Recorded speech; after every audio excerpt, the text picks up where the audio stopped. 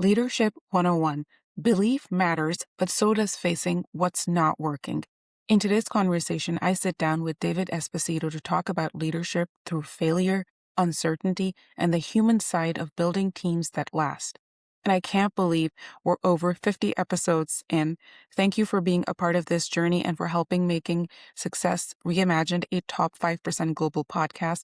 If you haven't already, please take a moment to leave a rating and a review. It truly helps the show grow. And if there's a topic you would love for me to cover, just email us. I would love to hear from you. Let's dive into the episode now. Welcome to Success Reimagined. I am Dr. Amna Shabbir, your host on this journey to thrive at the intersection of ambition and wellness. In every episode, I'll help you challenge outdated definitions of success, discover practical tools and strategies for growth without compromising your well-being. I am so glad you've joined me. Let's reimagine what's possible together.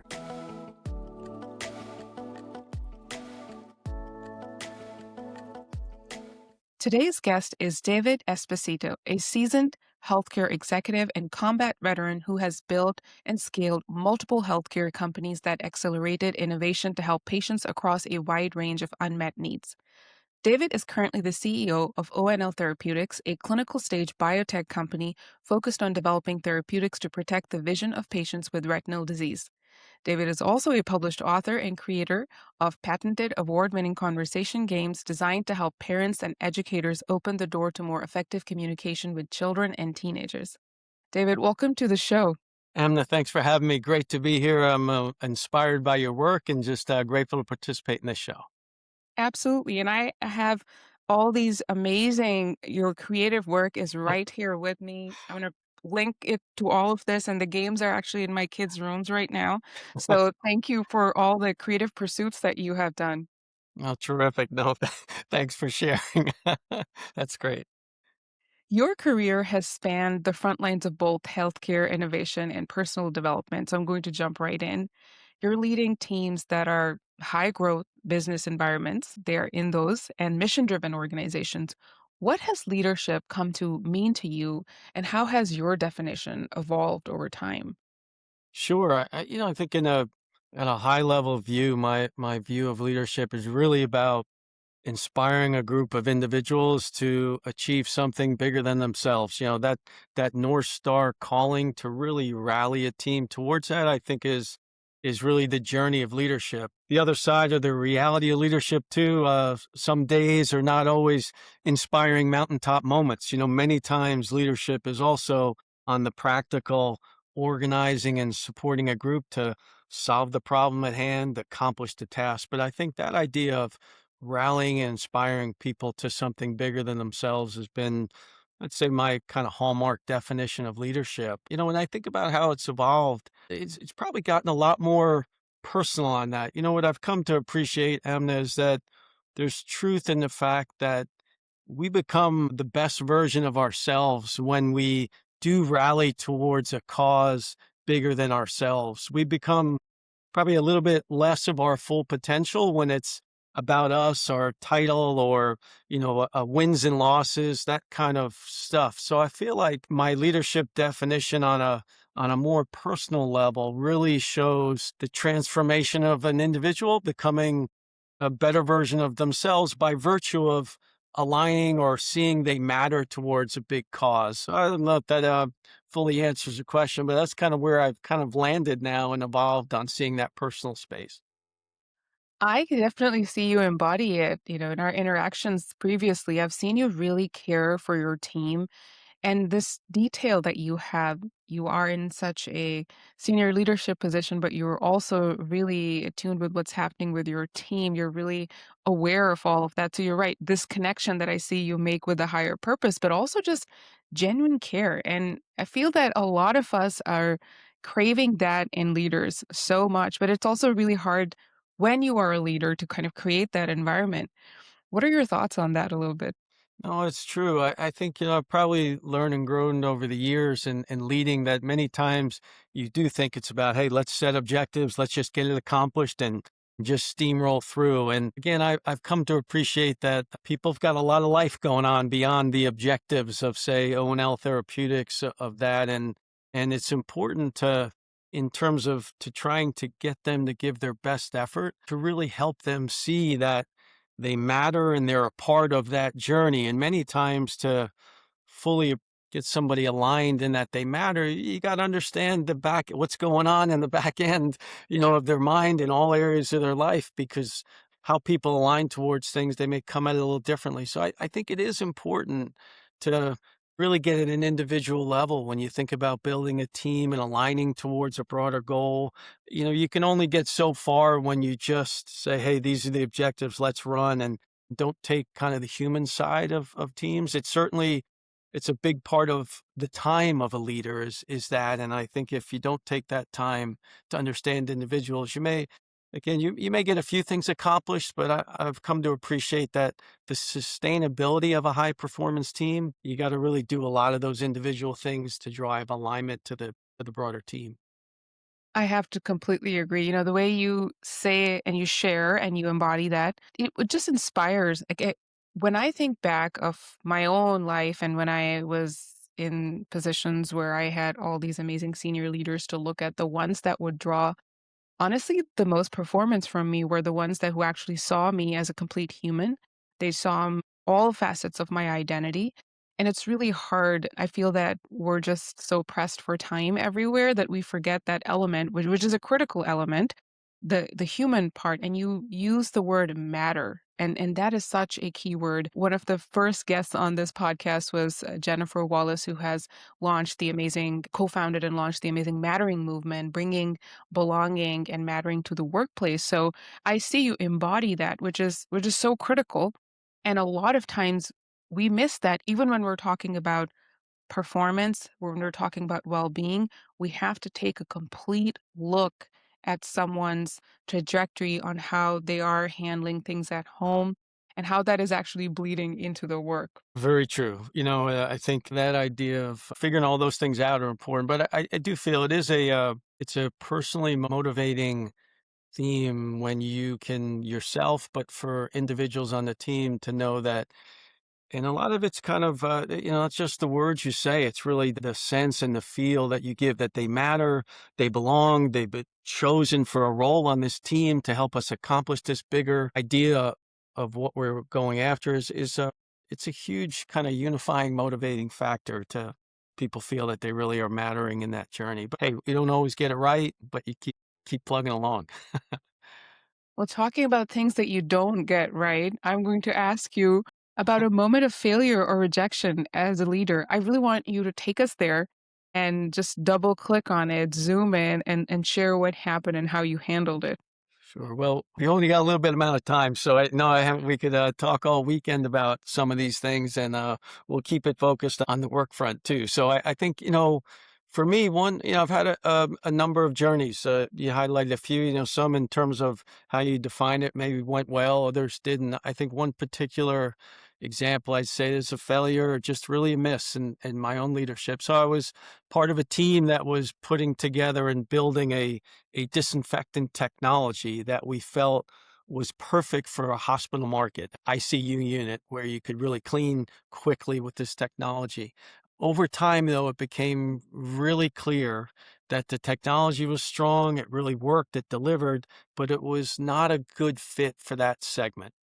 Typical ICU turnover in beds, this very well. It's got to be 30, 45 minutes. It can't be a few hours. And so there was a real miss with regards to the technology's fit for the segment we were trying. And I think my own leadership in that journey failed to stand up boldly enough and courageously enough to say, hey, folks, we can see the writing on the wall at this one. We probably need to grab resources, pivot, figure out the right segment to go after, get some traction, regroup, probably retool the technology to go after this segment. And I think I didn't stand up as boldly as that. And ultimately we, tried to reassemble a new team, put new people. It's too little, too late. We ended up taking the company into bankruptcy. I share that with you because I feel like, yes, it was a leadership failing mistake, but I also feel like I still bring that healthy tension, I'd call it, to the table today in biotech, because the practical reality is you're going to, building a company or as an entrepreneur, you always have this, we can deal, we can do it. There's no task too hard that we can't accomplish. but you can't let that enthusiasm kind of blind you from some of the cold, hard realities that you're facing. But I feel like it's a tough space because you want to be a believer that you can accomplish these things, but you got to confront the realities. And I think for me, that's a learning I still carry forward because I still face those challenges today with tough obstacles. Can we get around them or do we need to pivot? And a lot of times we're also operating with that sunk cost fallacy that we have invested so much time, so much capital in all different forms. And then here we are, this is not working. And then we don't want to face the reality. It's really tough to do. And, in my world of leading early stage biotech companies, you have that dynamic of belief in the impossible. We can do it. Tomorrow will be a better day. But there are cash runway consequences. There are questions that need to be answered, but you can't answer all of them. And at the end of the day, you have to straddle a degree of risk and make some choices. But you don't always get it right, so I think failing, shortcomings, whatever we want to call them, are just brutal learnings. Some of them help and you can continue to go. And unfortunately, for me, with a couple of these technologies and a few companies, they're over and done with. Investors dry up and you close the door. And unfortunately, they're probably technologies that could have helped somewhere. But, it's just, it's the nature of early stage innovation too. Just sometimes you just don't get it. What I'm hearing is this mix of belief, resiliency to keep going. And you, of course, have to have that core belief, but also a sense of practicality. What would you advise to somebody who's listening and they are in that similar space, similar mindset? What is something you would say to them? Yeah, I would say, Em, that's a lot of what you teach and guide and speak to as well. Like, I feel as a leader, you have to put the issue on the table. And I think my teams have gotten comfortably with me saying it too and try to model that way. But it's like, hey, folks, I'm feeling like this about this issue. I got to put it on the table. I may say it's a little bit of sausage making. I don't have a total formed out point of view yet, but I'm putting it on the table because I'm feeling a little uncomfortable with where we are to try to drive towards this endpoint or this objective. And I feel like it may be off course. Let's just talk about it. I got to get it out there. And I think creating that environment where it's okay to put a somewhat half-baked thought on the table, but a feeling that you have is really important because especially in the early stage, we don't have a lot of time to dilly-dally and play games. We've got to get it out there. But I do think there's the natural hesitation, certainly the way most of us grew up, whether it's school or company environments, putting that degree of vulnerability out on a table is not always supported or validated in years past. I think we're all getting a little bit better about that nowadays. I think it starts with leaders modeling that. And I'd encourage those that you said who may be in that tension mode of, are we really heading down the right path? You just got to have just put it out there and sort through it. And you hope you have a leadership environment and a culture that just kind of supports that genuine thought. Yeah, this is a great moment for a pulse check. Are you even comfortable having that conversation with your team, with yourself? Are there any trusted advisors that you can even say this to? Don't just have the dread and carry it all by yourself. David, you see me talk about perfectionism quite a bit, and it just came to my mind that with this idea, have you ever felt that yearning that I need to have all the answers, that everything needs to be perfectly sorted out when I head out? I think so. I would be kidding myself. I didn't say yes. I think there's always that stop to say, well, especially in my role, boy, I'm the CEO. I should have a lot. I've come to appreciate over time, again, certain environments and cultures produce that in organizations where you can't necessarily expose a degree of that. But I've come to appreciate that all the easy stuff has kind of already been solved. And so you got to really put the issue on the table because inevitably the complex problems need multitude of viewpoints to ultimately end at a good solution. And you really have to put it out there. Our world is moving fast, not just from a technology standpoint, but how these things evolve, that it's a really impractical point of view to think somebody's going to have all the gee whiz answers. We certainly maybe see that on social media or news clips. Seems like, man, that person's got it all figured out. In reality, it's a bit sloppier than that, and we ought to just kind of face that reality with it. But I would say it's a gear we all have to intentionally get in because we'd certainly fall back thinking we're supposed to know a lot of this stuff. I so appreciate you saying and modeling that out loud. You're absolutely right. We are human and we haven't caught up to that yet. Especially in these high performing spaces, we're supposed to have the answers. And there's this cognitive dissonance that's happening in the middle where we expect something else, but the reality is something else. And if we were to just embrace that in some shape or form, or just relax just a little bit, that probably will create more creative spaces for innovation. So I really appreciate you sharing that. Yeah. No, you're Shifting gears a little bit here, Harvest Time Partners is such a unique part of your portfolio. So it's not that you're leading, you're also creating, as I mentioned in the start. What inspired you to start this and the impact that you've seen from it so far? sure. So, well, it's been I appreciate you mentioning that. Most of these discussions are about my day job, so I appreciate that. Harvest Time Partner's been a purposeful side hustle, I'll call it, for about 30 years or so. But I think the practical reality I've come to appreciate over the years is that we all don't communicate as well as we should. We all don't make the most effective decisions over time as we should. I used to say like, hey, some of us, but I've kind of come to appreciate it's kind of all of us. I don't care how educated you are. I don't care how maybe successful or what you've accomplished in life. We all struggle a bit in communicating what's real and effective. We just talked about that a little bit here.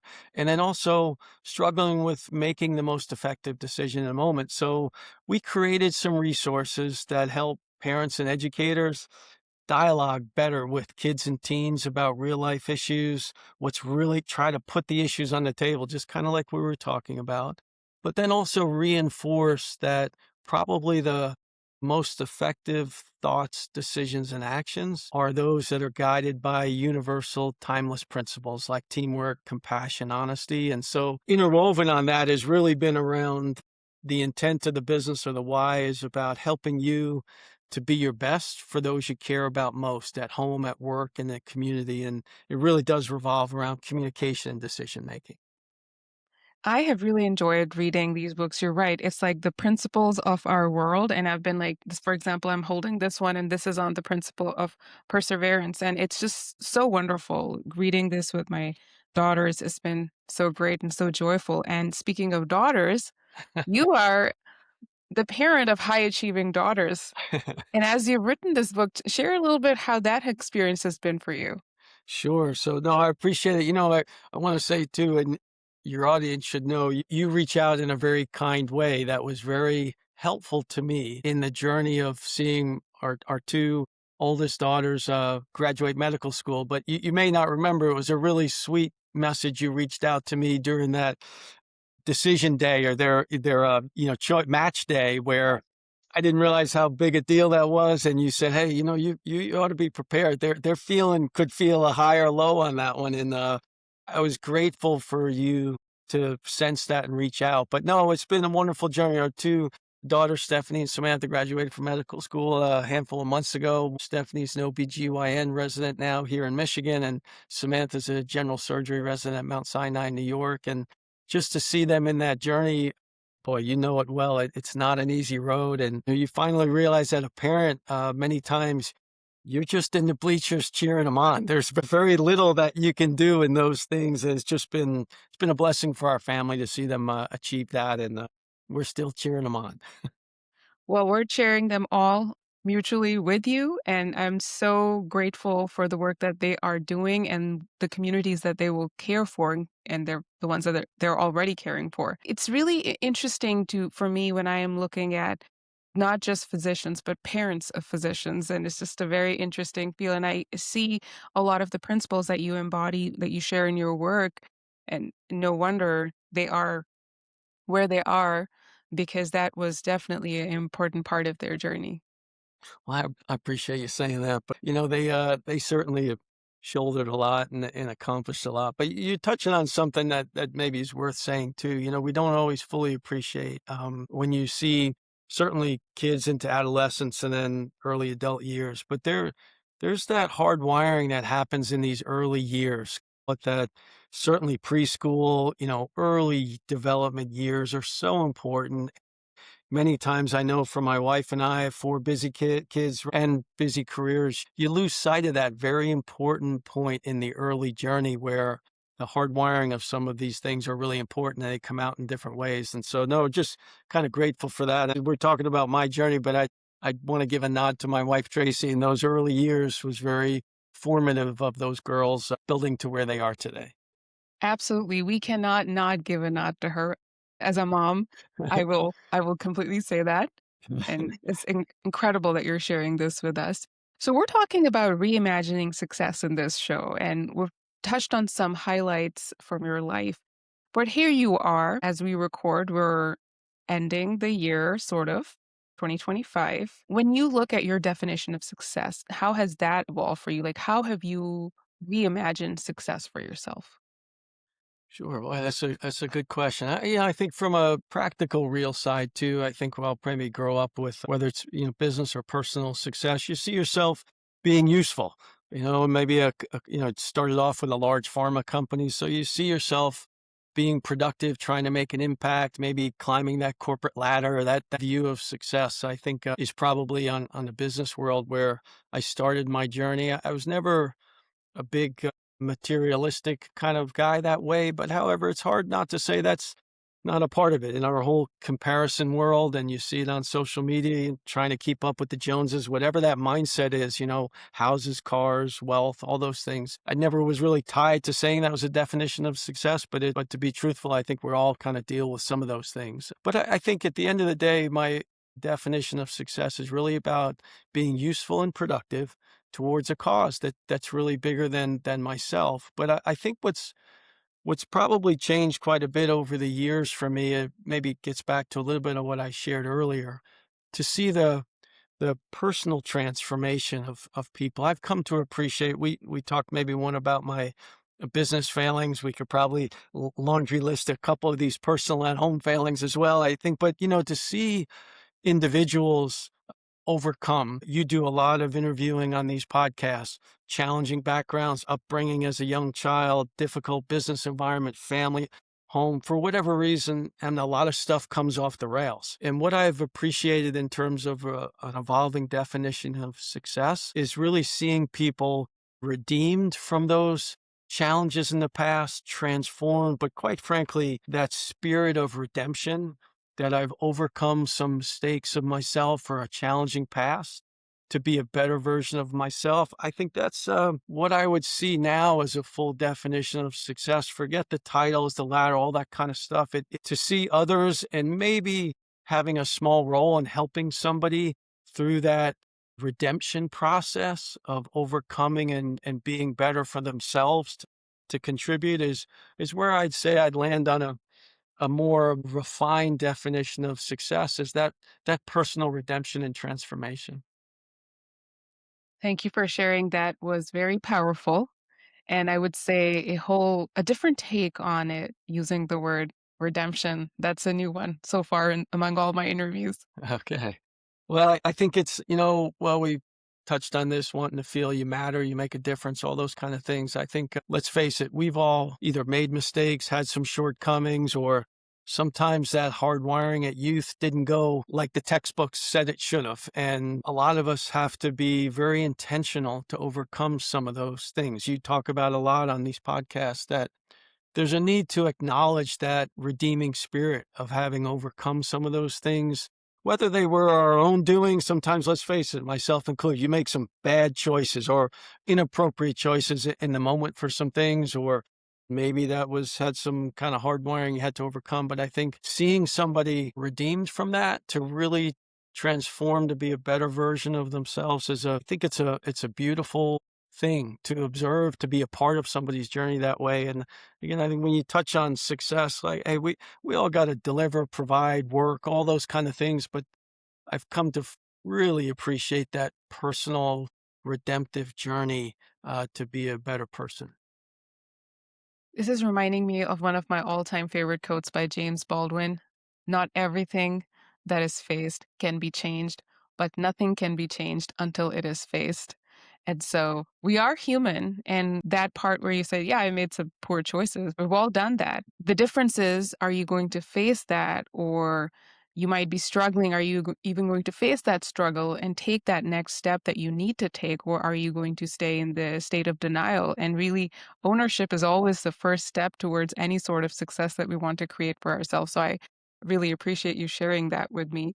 Well, I would just maybe add to no, that part of it too, you maybe just think about one other thing. Sometimes we hold on to that bad feeling, that kind of I'm losing the word of it, but you kind of hold back on just letting some of those painful things drag into your life going forward. And it's helpful to try to just rise above those challenging paths. Yeah. Yes, absolutely. Now, we've talked a little bit about reimagining success, and I want you to sort of look back at your life and you are that younger person and you're making some of these failure moments happening. And what is maybe one piece of leadership advice you would give to your younger version? That's a good one. I think maybe it's a reinforcement of what I learned. So and this may I may let you down, and it's not maybe some great historical figure or some business figure on leadership, but I want to give my mom credit. She used to say, David, keep your chin up. Everything's going to be okay. My mom was born and raised in poor working class Glasgow, Scotland, came to the US as a teenager after her mom passed away, and really had a great knack of seeing the best in people, even if they did not quite in the moment demonstrate that. And my mom also knew for me at a very young age, her youngest son could get a little down at times and hang his head or get the blues. I think nowadays we have some fancy, more sophisticated terms for describe all those things. But as a caring mom knew that, and she would always just say to me, David, you just keep your chin up, everything will be okay. And I can tell you, that I wish I appreciated that lesson and that very simple truth when I was a young leader in business, certainly a young dad and husband over time, that the pressures of life to just know that, for most challenges, let's face it, there are some really big ones out there, but for most challenges that we face, you keep your chin up. It'll be okay. Keep getting in the ring, keep moving forward, whatever you want to describe. But that insight from my mom, I still carry it today. I'm leading a biotech company. Believe me, we have days where you get a good gut punch. Also, trying to be the best on the home front. Things come off the rails. It just does. But that leadership advice, I would say, you got to remain positive, but keep your chin up physically and everything will be okay. I want to give my mom that credit. And again, apologize if it wasn't some massive leadership dimension, but it helped me quite a bit. I definitely don't want you to apologize for that beautiful share. And what a way to honor your mother. Thank you for sharing that with us. And truly, I am also creating these moments of pause in my life where I am just recognizing there's so much wisdom that's present in my day to day from people that are very close to me that I love. And I tend to not maybe give them as much credit. So I appreciate you bringing this as a gentle reminder for all of us to remember the words of those that are closest to us, that know us through and through, what they're saying and how that impacts us. Well, if my mom's listening, she's probably having a nice cup of tea. And I just say, hey, mom, that one's for you. Love that. How can our listeners connect with you and learn more about your work? Definitely check out all these incredible books that you've written and just share with us. Sure. Well, certainly on LinkedIn today, I'm pretty active, so they can look me up on LinkedIn. Love to connect with folks that way. O&L Therapeutics website. You want to see the journey of O&L, glad to go to that. And then Harvest Time Partners as well. And each one of the books has my mobile phone in it and my email. So I usually get some really strange calls. Nowadays, you got to be careful. There's a lot of spam stuff, but I pick up every call. It usually leads to some interesting conversations. So if they get my number from an inside cover, give me a call. That would be great. Thank you so much for sharing your insights with us. And this has been a remarkable conversation, David. Amna, thanks so much. It's a blessing to be a part of this show. And also, just again, very inspiring for the work that you're doing. Keep it up. I know it's never easy, but you're making a real impact out there, and just wonderful to be a part of your journey. You might believe you don't have the time or energy to focus on yourself, but this is exactly the right time to get serious about your well being. You don't have to do it all alone. I'm here to help. If you enjoyed this video and are ready to take the next step, head over to dramnashabir.com where you'll find free resources you can access right away. The website link is below. Let's get started on your path to thriving.